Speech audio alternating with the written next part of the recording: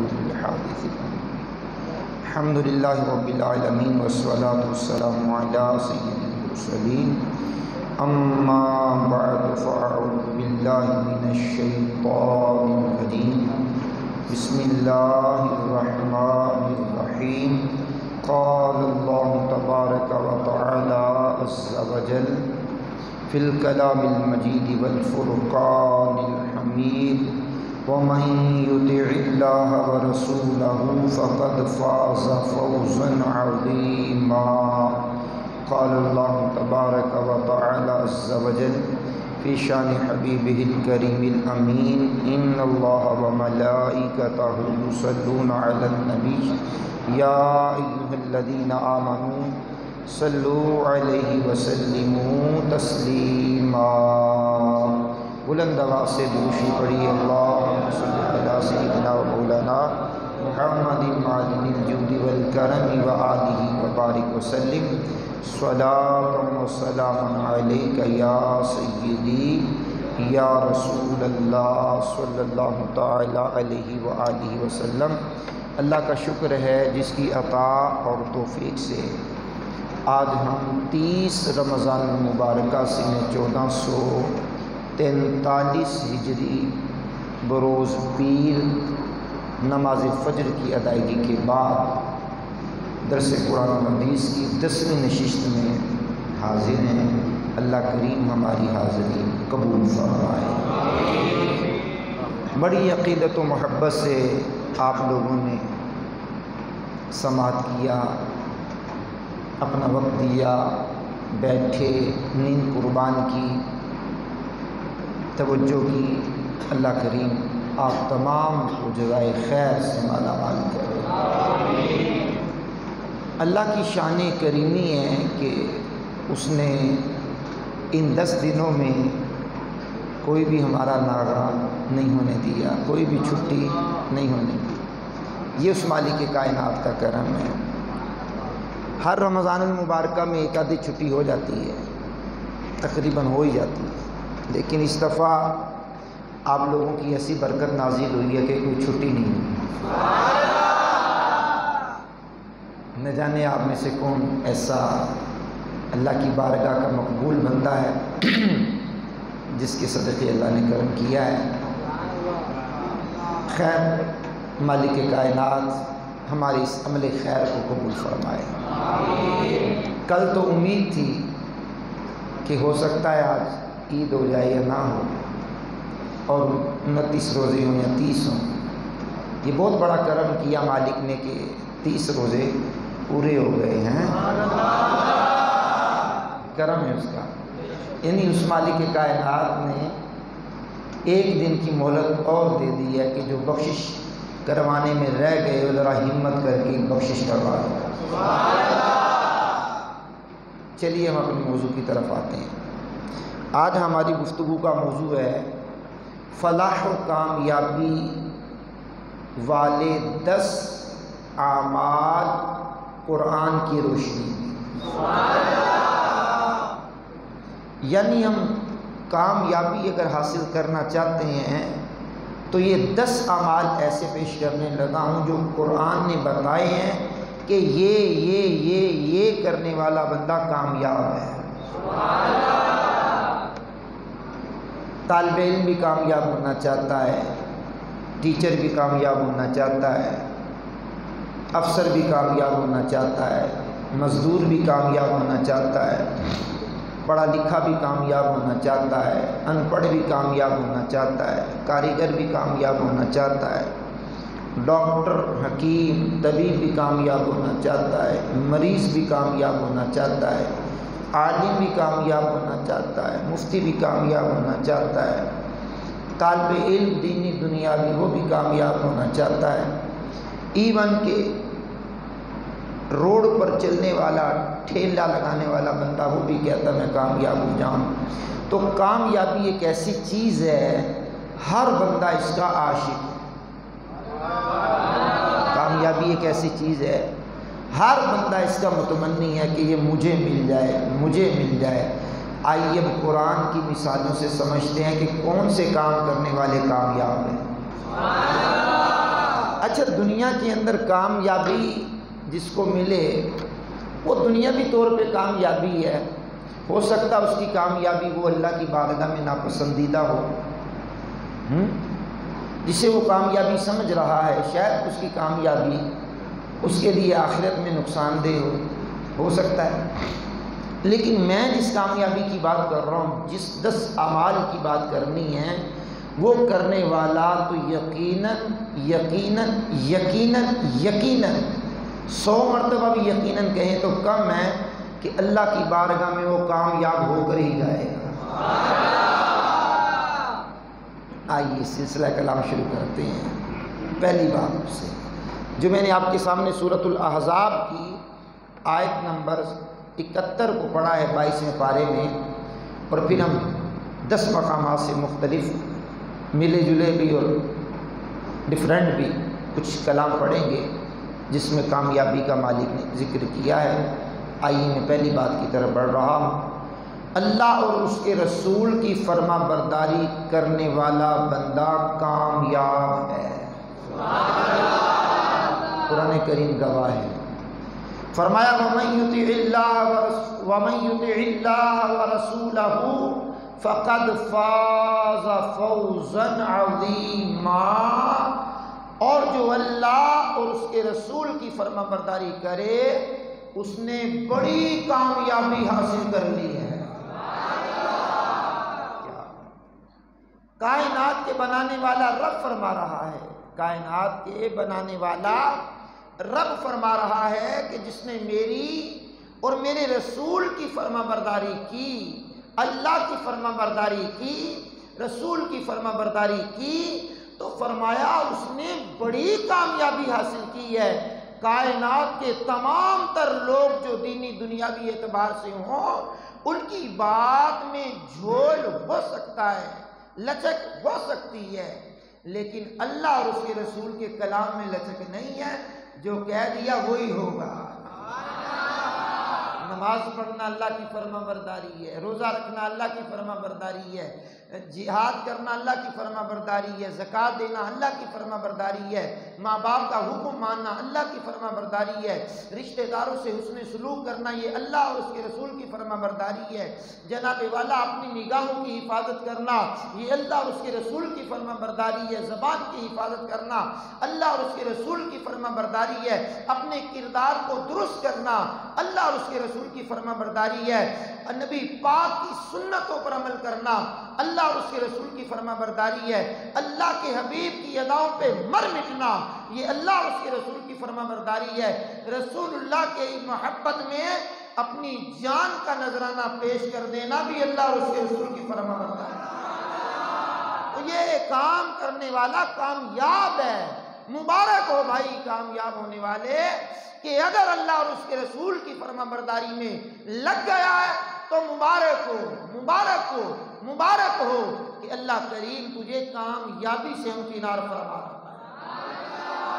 کہ جناب اب کامیابی والے جو اعمال 10 قرآن نے ذکر کیے ہیں اس میں سے ہم نے ایک عمل سن لیا، اب دوسرے کی طرف بڑھتے ہیں۔ دوسرا عمل کون سا ہے جو کرے بندہ تو کامیاب ہو جائے؟ بڑا پیارا عمل ہے، اللہ کی بارگاہ میں توبہ کرے تو کامیاب ہو جاتا ہے۔ یہ کانوں کو ہاتھ لگا لینا توبہ توبہ توبہ، اس کا نام تو توبہ نہیں ہے۔ اپنے منہ پہ چھپے تھپڑ مار لینا یہ تو توبہ نہیں ہے، سینہ پیٹ لینا یہ تو توبہ نہیں ہے، ہاتھ جوڑ لینا یہ تو توبہ نہیں ہے۔ توبہ ندامت کے ساتھ جو گناہ سرزد ہوئے ہیں ان سے معافی اور آئندہ وہ گناہ نہ کرنے کا پکا ارادہ، اس کا نام توبہ ہے۔ آئیے قرآن کریم کی میرے سامنے اس وقت سورہ نور ہے، 18واں پارہ ہے، 31ویں آیت ہے۔ اللہ کرے اس 31ویں آیت سے ہم نور لینے میں کامیاب ہو جائیں۔ سنیے اللہ کا قرآن، وَتُوبُوا إِلَى اللَّهِ جَمِيعًا أَيُّهَا الْمُؤْمِنُونَ لَعَلَّكُمْ تُفْلِحُونَ۔ فرمایا اور اے مسلمانوں تم سب اللہ کی طرف توبہ کرو اس امید پر کہ تم فلاح پا جاؤ۔ اونچی بولیے اللہ کی بارگاہ میں توبہ کرنا فلاح، فلاح کا معنی کامیابی، کامرانی۔ گناہ ہو جائے توبہ، لغزش ہو جائے توبہ، غلطی ہو جائے توبہ، نادانی سے کوئی گناہ سرزد ہو گیا توبہ، جماعت چھوٹ گئی توبہ، جماعت رہ گئی تو توبہ کر لے، حضور کی سنتیں چھوٹ گئی تو توبہ،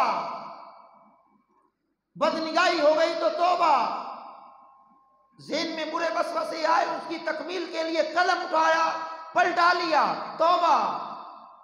یعنی دن رات کے معاملات میں جو گناہ کیے اس پر نادم ہو کر اللہ کی بارگاہ میں گڑ گڑا دے، چاہے ہاتھ بھی نہ اٹھائے، دل ہی دل میں پشیمان ہو جائے تو اللہ دل کی آوازوں کو بھی سن کے معافی کی بھیک عطا فرما دیتا ہے۔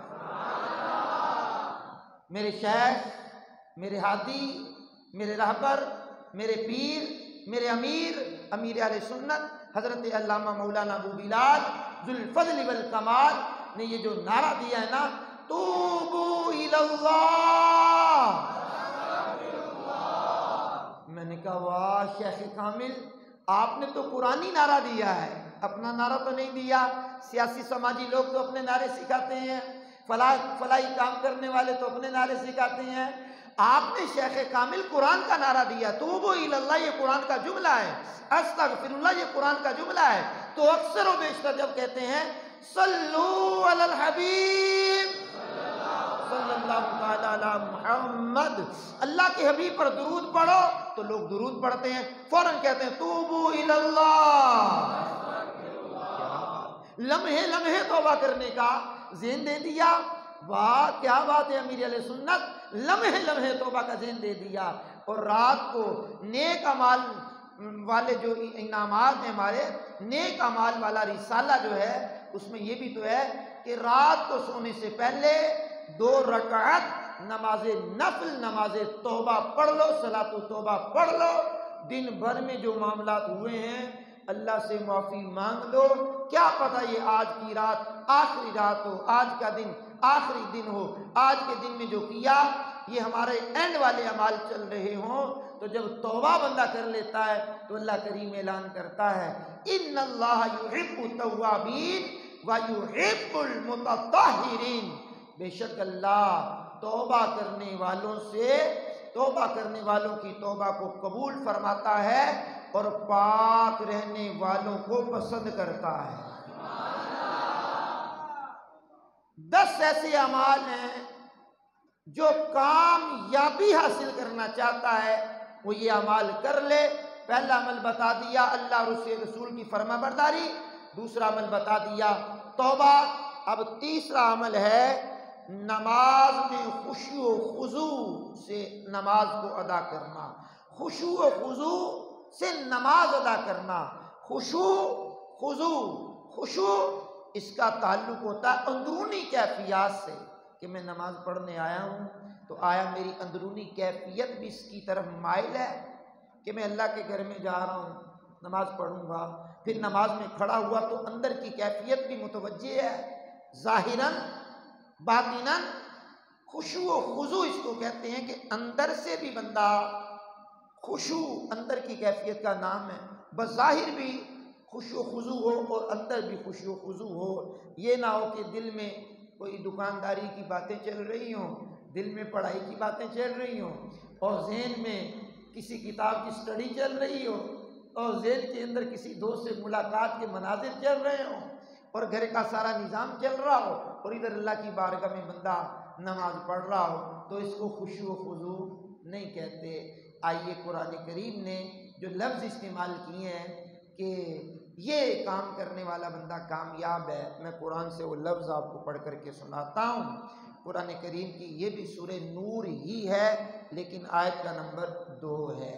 ارشاد فرمایا الذین هم فی صلاتهم خاشعون، یعنی کامیاب وہ لوگ ہو گئے جو اپنی نمازوں میں خشوع و خضوع کرنے والے ہیں،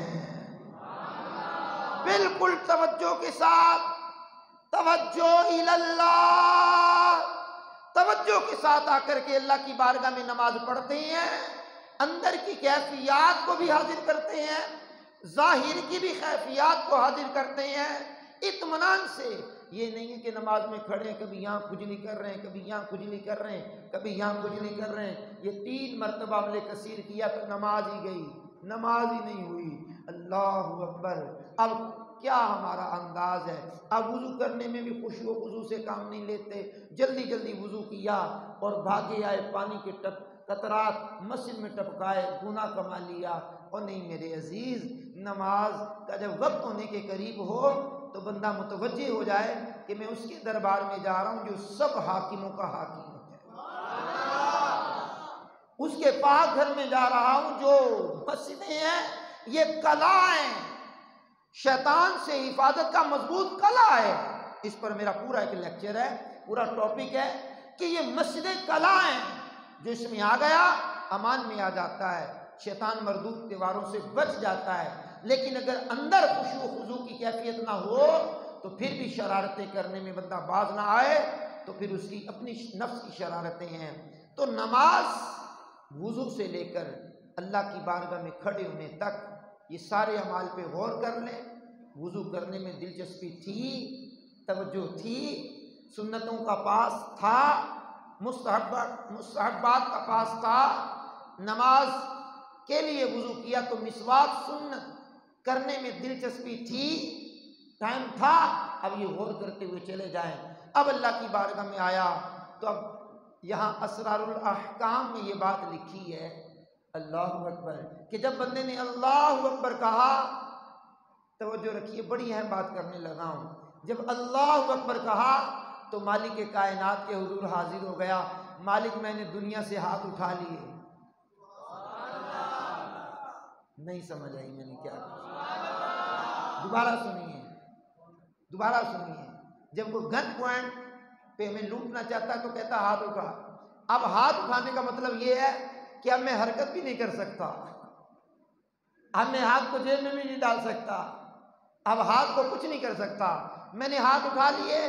اب سامنے کھڑے ہونے والے بندے، تیری مرضی ہے، تو میرا مال لوٹ، مجھے گولی مار، بائک چھین، موبائل لے جا، پرس لے جا، تیری مرضی ہے، اب میں نے ہاتھ اٹھا لیے۔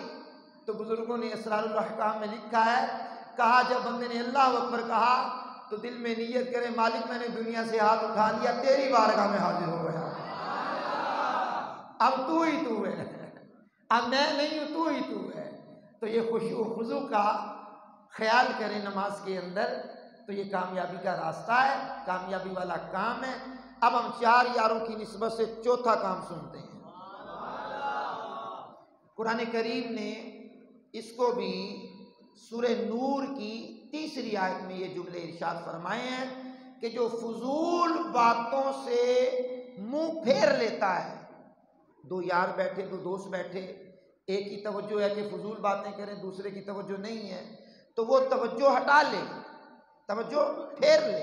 ایک کہتا فلموں کی باتیں کرنی ہے، دوسرا کہے نا میں نے 10 دن قرآن و حدیث کا درس سنا، یہی مجھے بتایا گیا ہے، میں نے مختلف کلام سنے ہیں، مجھے یہی بتایا گیا، فضول بات نہیں کرنی۔ وہ توجہ ہٹا لے، منہ پھیر لے، اس کو انعام کیا ملتا ہے؟ آئیے قرآن اس کو کامیابی کا تمغہ دیتا ہے۔ سورہ نور کی 3 آیت پڑھ رہا ہوں، توجہ سے سماعت کریں۔ والذین هم عن اللغو معرضون، فرمایا جو کامیاب ہونے والے ہیں ان میں سے یہ بھی ہے وہ جو فضول بات سے منہ پھیرنے والے ہیں۔ ذکر و درود ہر گھڑی ورد زباں رہے۔ مالک کائنات کے پسندیدہ بندے میرے شیخ کامل امیر اہل سنت حضرت علامہ مولانا ابو بلال الفضل والکمال الیاس قادری صاحب اللہ کی بارگاہ میں عرض کرتے، نبی کی بارگاہ میں استغاثہ کرتے ہیں، ذکر و درود ہر گھڑی ورد زباں رہے، میری فضول گوئی کی عادت نکال دو۔ تو فضول گوئی سے بچنا، بیہودہ بات کی طرف توجہ نہ دینا، اس سے منہ کو موڑ لینا، یہ کامیابی حاصل کرنے والا کام ہے۔ اب دو چار دوست مل گئے، گفتگو ہو رہی ہے، بے حیائی کی باتیں ہو رہی ہیں، اب بندہ منہ موڑ کے چلا گیا، او بھائی جانے والے، تو نے دوستوں کو تو ناراض کیا، اللہ کو راضی کیا ہے۔ اب دیکھ لیں کہ اللہ کو راضی کرنا ہے، کوئی یاروں کو راضی کرنا ہے یا دوستوں کو راضی کرنا ہے؟ نا، ساری کائنات کے رب کو راضی کرنا ہے تو فضول باتوں سے بچنا ہوگا، فضول ٹک ٹاک سے بچنا ہوگا، فضول یہ میسج کرنے سے بچنا ہوگا، فضول مختلف چینلوں کو دیکھنے سے بچنا ہوگا، فضول موبائل میں چیزیں رکھنے سے بچنا ہوگا، فضول کاموں کو چھوڑنا ہوگا۔ وہ کام نہ جس کا دنیا میں فائدہ نہ آخرت میں فائدہ، وہ نقصان دہ ہے۔ اور قیامت کے دن امام غزالی نے لکھا ہے رحمت اللہ علیہ نے، فضول باتوں سے بھرپور نامہ اعمال اللہ کی بارگاہ میں پڑھ کر کے سنانا پڑے گا۔ سورہ بنی اسرائیل کی ایک آیت کوڑ کی امام غزالی نے، اقرا کتابک کفا بنفسک اليوم علیک حسیبا، کہا قیامت کے دن کہا جائے گا پڑھو اپنا نامہ اعمال، تم خود کافی ہو اپنا حساب کرنے کے لیے۔ او بھائی گرمی کی شدت ہو، سورج قریب آ کر کے آگ برسا رہا ہو اور فضول باتوں سے بھرا ہوا نامہ اعمال پڑھ کر کے سنانا پڑے تو کتنی ندامت ہوگی۔ تو ندامت سے بچنے کے لیے فضول باتوں سے بچیے اور کامیابی حاصل کیجیے۔ چلیے پنجتن پاک کی بارگاہ میں حاضری دیتے ہیں، پانچویں بات کرتے ہیں، کامیابی والے اعمال میں سے پانچویں بات کرتے ہیں، پانچواں اعمال میں سے ایک عمل سنتے ہیں۔ اللہ اکبر۔ اب یہی سورہ نور کی آیت نمبر 4 ہے، 18واں پارہ ہے۔ زکوٰۃ ادا کرنے والے بندے کو کامیاب کہا ہے۔ اب قرآن کی آیت سنیے، والذین هم للزکاۃ فاعلون، فرمایا جو کامیاب ہونے والے ہیں نا، وہ جو زکوٰۃ دینے کا کام کرتے ہیں، زکوٰۃ دینے کا کام کرنے والے ہیں۔ زکوٰۃ فرض ہو جائے، واجب ہو جائے، پسو پیش نہیں کرتے، اللہ کی راہ میں نکال دیتے ہیں۔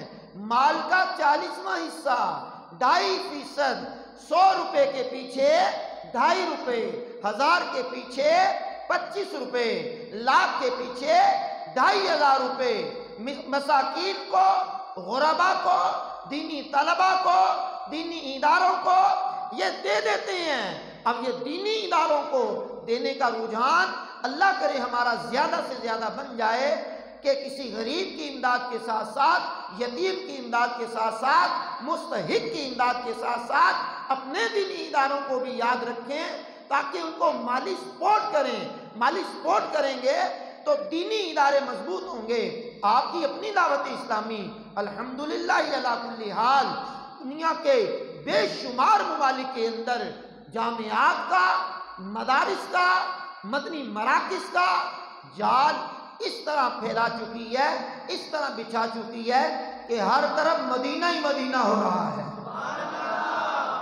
یعنی فیضان مرکز بنائے تو فیضان مدینہ، مدرسے بنائے تو مدرسہ المدینہ، جامعہ بنائے تو جامعہ المدینہ، اور دینی دنیاوی تعلیم سے آراستہ ادارہ دار المدینہ بنائے تو وہ بھی مدینہ۔ سبحان اللہ، وہ مدینہ جو کونین کا تاج ہے، جس کا دیدار مومن کی معراج ہے۔ زندگی میں خدا ہر مسلمان کو وہ مدینہ دکھا دے تو کیا بات ہے۔ سبحان اللہ الکریم۔ تو زکوٰۃ دینے کا کام کرنے والے بھی کامیاب ہیں۔ پنجتن پاک کی برکتیں لیتے ہوئے خواجہ معین الحق کے وقتید خواجہ معین الدین چشتی اجمیری کی چھٹی سے برکت لیتے ہوئے وہ فلاح و کامیابی حاصل کرنے والے 10 اعمال میں سے چھٹا عمل سنتے ہیں کہ وہ چھٹا عمل کیا ہے۔ سماعت کیجئے گا، بڑی پیاری بات کرنے لگا ہوں جناب، توجہ رکھیے گا۔ شرمگاہ کی حفاظت کرنے والا بھی کامیاب ہے۔ اب یہاں پر جو میں نے جملے پڑھنے ہیں بڑے محتاط پڑھنے ہیں۔ دیکھیے، شرمگاہ کی حفاظت کرنے والے کو اعلیٰ حضرت نے پتہ کیا لکھا ہے؟ جو زا نون الف نا جملہ پڑھتے ہیں نا، تو اس کو چلیے زنا کا جو جملہ آپ پڑھتے ہیں اس کو اعلیٰ حضرت نے بدکاری لکھا ہے، بدکاری، ترجمے میں بدکاری، ٹھیک ہے۔ اب یہ ایسی وبا ہے کہ جو معاشرے میں پھیل کر کے ہماری نوجوان نسل کو تباہی کے گھاٹ اتار رہی ہے، بدکاری۔ اب میں بار بار وہ لفظ نہیں بولوں گا جس کی وضاحت کر چکا ہوں۔ بدکاری، نوجوان کیا، بڑی عمر کے کیا، کموارے کیا، شادی شدہ کیا، عجیب آگ لگی ہوئی ہے، عجیب آگ لگی ہوئی ہے۔ بھائی سوشل میڈیا کے کارنامے اس پہ ابھار رہے ہیں، ٹی وی کی سکرین پر بیٹھ جاؤ تو ابھار رہے ہیں۔ یہ لبرل ازم، سیکولر ازم، یہ مرد و عورت کو شانہ بشانہ چلنے والا یہ ناپاک منصوبہ اس بات کی اولین کڑی ہے، اولین کڑی ہے، اور یہ ناکامی کا راستہ ہے، کامیابی کا راستہ نہیں ہے۔ شرمگاہ کی حفاظت کرنا، قرآن کی آیت پڑھتا ہوں آپ کے سامنے، شرمگاہ کی حفاظت کرنا یہ کامیاب ہونے والا عمل ہے۔ اور حضور کی ایک حدیث بھی ہے، قرآن کی آیت کے بعد وہ بھی سناتا ہوں، پہلے قرآن کی آیت سنیے گا۔ پاک پیغمبر علیہ السلام پر نازل ہونے والی کتاب نے کامیاب ہونے والوں میں سے ایک قسم یہ بھی گنوائی ہے، سورہ نور کی 5ویں آیت میرے سامنے ہے، 18واں پارہ، والذین هم لفروجہم حافظون، اور وہ جو اپنی شرمگاہوں کی حفاظت کرنے والے ہیں، کامیاب ہیں، جو اپنی شرمگاہ کی حفاظت کرتے ہیں، بدکاری کے قریب نہیں جاتے، بدکاری پر ابھارنے والے اعمال کے قریب نہیں جاتے۔ گانا بدکاری کی طرف مائل کرتا ہے، نہیں سنتے، ہینڈ فری لگا کر کے وہ ٹانگیں پھڑپھڑاتے ہوئے نہیں سنتے جناب، بیڈ پہ لیٹے بھی نہیں سنتے، بیڈ روم میں بھی نہیں سنتے، تنہائی میں بھی نہیں سنتے، محفل میں بھی نہیں سنتے، اور سننے کی طرف توجہ بھی نہیں کرتے۔ کیوں کہ یہ شرمگاہ کی حفاظت کرنے میں کامیابی دلوانے والا عمل نہیں ہے، شرمگاہ کو نقصان دینے والا عمل ہے، اور بدکاری کی طرف ابھارنے والا عمل ہے۔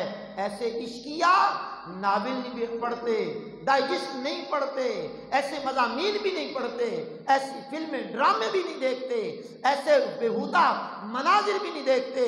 او بھائی جوانی ایک تحفہ ہے اللہ کا، جوانوں جوانی تحفہ ہے، جوانی ہیرے جواہرات سے قیمتی ہے، تو انمول ہیروں کو یوں نہیں رول دیا کرتے، یہ ہیرے بھی کسی کی امانت ہے، سنبھال کے رکھتے ہیں،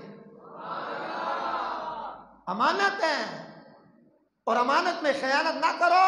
ایک میں نے پورا موضوع پڑھا ہے، یہ شرمگاہیں بھی کسی کی امانت ہیں۔ اگر فطرت انسانی ہے کہ اس کے ذریعے تسکین چاہتے ہیں، اس کے ذریعے تسکین چاہتے ہیں، تو نکاح اسلام نے رائج کیا ہے۔ ایک بیوی سے سکون نہیں ملتا، مثنا 2 نکاح کی اجازت دی ہے، 2 سے پھر بھی جی نہیں بھرتا، ثلاثہ مثنا و ثلاثہ 3 عورتوں کی بھی اجازت دی ہے، پھر بھی جی نہیں بھرتا، رباع 4 عورتوں کی بھی اجازت دی ہے، لیکن حلال حرام نہیں، نانا اٹھتی نہیں نظر کسی اور کی طرف، پابند کر گئی ہے کسی کی نظر مجھے۔ قرآن نے منع کیا ہے۔